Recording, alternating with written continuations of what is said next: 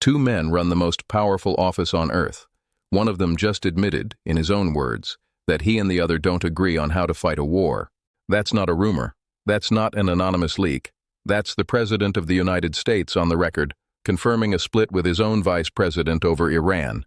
And it isn't loud, it isn't a resignation, and it isn't a scandal built for headlines. It's quieter than that, and it might matter more because of it. On one side, the President is authorizing more strikes than at any point since the war began. On the other side, his own Vice President is the one publicly making the case for talks. Same administration, same war, two very different instincts about how it ends. And this week, that gap became impossible to ignore. Not because anyone announced it, because the President himself confirmed it, almost in passing, in a way that's easy to miss if you're only watching the strike counts. Let's set the context first. The current U.S.-Iran war began in late February, when the United States and Israel launched joint strikes on Iranian targets. A memorandum of understanding brought a partial pause to the fighting last month, but that pause has unraveled over the past couple of weeks, with both sides trading strikes again. After Iran targeted ships in the Strait of Hormuz, President Trump responded by declaring the truce arrangement effectively finished and resuming both a naval blockade and airstrikes. That's the backdrop, and it's worth flagging that this remains a fast-moving, active conflict. By the time this airs, some details here may shift further before this is over. What's different about this stretch of the war isn't just the fighting itself, it's what's being said, and by whom, about how to handle it. Because for months, the administration has largely projected a single, unified message on Iran. This week, that unity started to look more like two overlapping tracks. Start with the President himself. According to reporting this week, Trump acknowledged directly that he and JD Vance are, in his own words, philosophically different on how to approach the Iran war. That's a notable thing for a president to say about his own vice president in the middle of an active conflict. It doesn't amount to a rupture, but it confirms something reporters had circled, that the two most powerful people in the administration are not reading from the same script on Iran.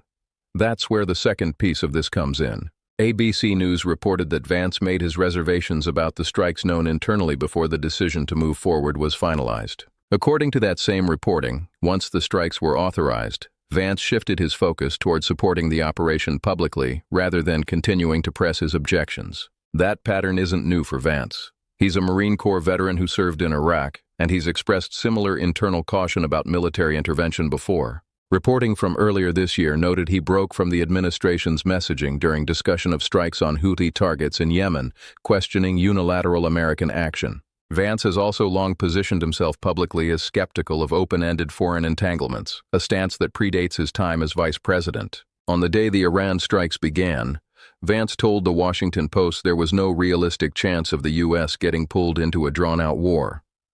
That prediction hasn't aged cleanly. The war is still going months later, and the administration's own messaging about its length has shifted along the way. Trump has described it as long as necessary, and separately, amid economic strain at home, as a short-term excursion. Those aren't contradictory so much as they reflect a war that hasn't resolved as quickly as initially suggested. Now here's the split laid out plainly, representing both sides fairly.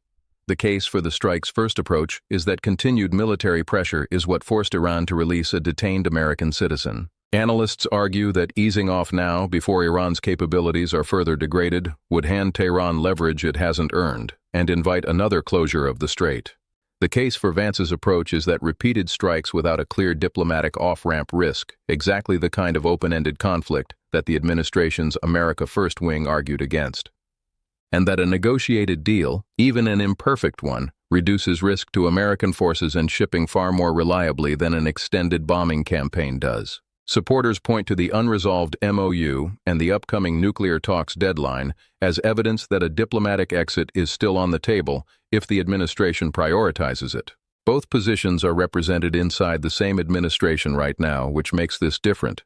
It's not two parties arguing, it's two wings of the same government weighing the war differently. There's also a specific diplomatic detail worth flagging here.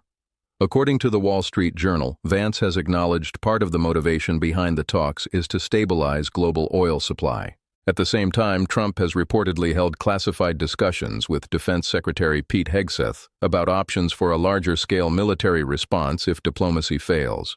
put together that paints a White House holding two tracks at once, a negotiating table on one side and contingency planning for more force on the other. Neither track has been officially described as being in tension with the other, but the fact that both are unfolding at the same time, reported through separate channels, is itself the story. So why does this actually matter beyond Washington? For one, it shapes how long this war is likely to last, and duration is exactly what determines everyday fuel prices. An administration speaking with one voice tends to move faster toward resolution.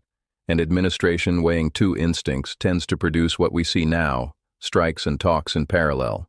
That kind of dual-track approach can drag out uncertainty for markets and allies alike, since neither side can be entirely sure which instinct will win out on a given week. There's also a domestic political dimension. With midterm elections approaching, the war has generated friction inside the president's own political base. Some argue the conflict sits uneasily next to the administration's own preference for staying out of foreign wars. And Vance himself has his own stake in how this plays out.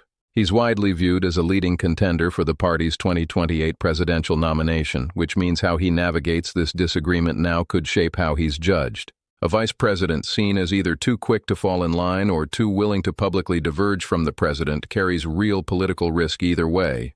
That balancing act is playing out in real time. So, where does this go from here? A few paths are worth watching, and none of them are guaranteed. One possibility is that the hawkish track wins out in practice. Continued strikes escalate further, diplomacy gets pushed to the background, and Vance's public posture continues to align even if his private reservations persist.